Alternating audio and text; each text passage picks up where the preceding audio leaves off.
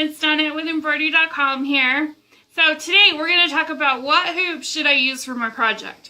So I've got a bunch of examples here, and I'm just going to go through and do the pros and cons of each hoop, each type of hoop we have. So first up is our wooden hoops. Everybody's grandma used these. Everybody. Nice industry standard.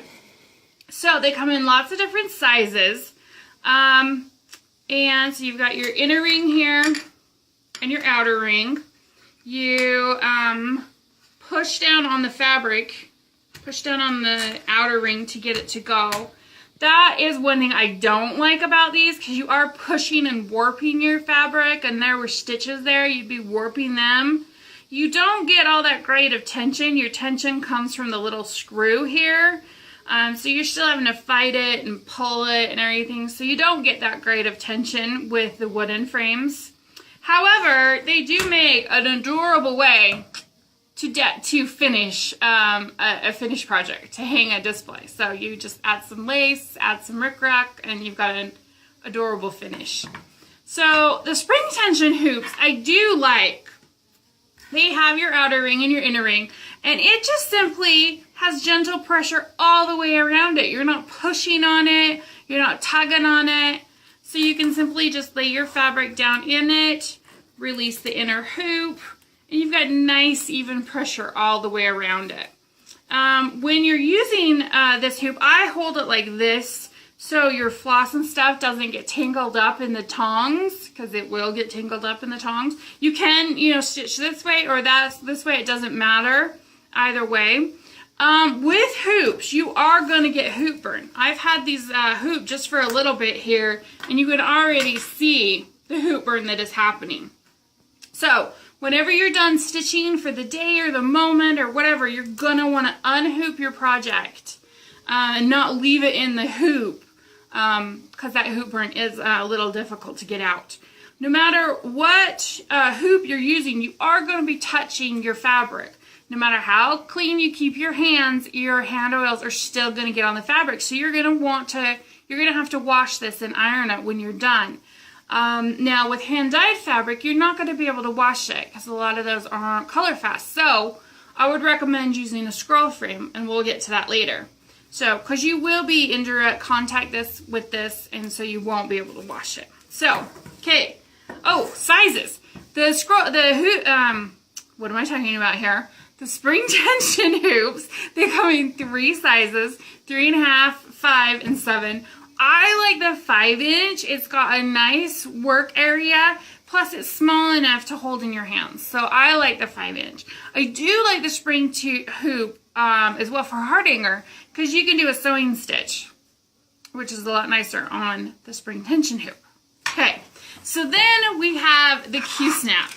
These are really nice because you can make them any size you want. You can customize it. So this is like the 6x6. So they literally just come apart, literally, in a minute. They come apart. And so like this one's got like some 8-inch elbows or like 11-inch. So I could have this 6x11, or combine these two and have a 8x11, So they come in whatever size you want to create, which is really nice. Oh my gosh, he's being difficult. Okay, so their tension is a little different. So you place the PVC low. They have these C-clamps that you just place right on top of it. And then, once you've got them on all 4 corners, you just simply twist them outward to get your tension. So, and then, if you need to replace it, slide it off, put it back on again, and just slide it out. So that's really nice. A couple of things. They are a little bulky, so they may become too heavy depending on how big you go. The C-clamps can lose their, C shape after being used so often. So that could be a problem. You can simply buy more clamps, or you could put another piece of fabric here to help, with the tension and everything. So that is the Q-snap. So now on to scroll frames. So the scroll frames come from 6 inches up to 48 inches. So you have a nice variety of sizes. For anything up to 20 inches, they're really easy and portable. That's what I love about all these. You can just unhoop your project, throw it in your tote, and you're ready to go. They're very transportable. Same with the smaller scroll frames. You don't touch your fabric. You know, your hand is touching the sidebar, not your fabric. So you don't have to worry about color fastness or anything, or about washing it, because it's not going to get dirty because you're barely touching the fabric. So like on this one, when I'm holding it, I'm holding the rods. I'm not actually touching the fabric when I'm stitching on it. My hands barely touch. However, if you've got a larger project and you need larger rods, I will recommend using the legs, because it can just get too cumbersome and it could tilt and everything, and it would be fairly heavy for larger projects. I would recommend the legs. We do have a scroll tote that anything smaller than the 20 inches can fit in, so they're a little bit easier to transport.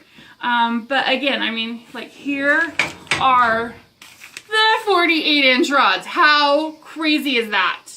And this is a massive project.